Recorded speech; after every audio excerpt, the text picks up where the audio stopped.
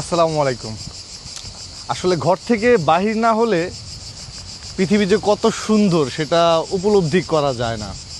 আজকে হঠাৎ করে আমি আমার এক ফ্রেন্ডের সাথে ভিলা তরলোনিয়া নামের একটা জায়গাতে একটা পার্কে এসেছি। এটা রোমে অবস্থিত।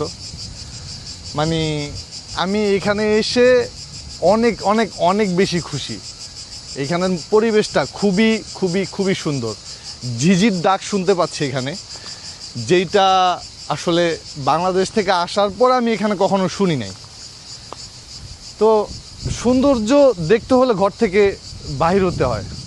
একটু দেখেন আপনারা সবাই জায়গাটা কত বেশি সুন্দর, এবং গরমের ভিতরে এই ধরনের পরিবেশ সবাই চায় আর কি, একটু রিল্যাক্স করতে, একটু শান্তিতে থাকতে, একটু বাতাস পেতে।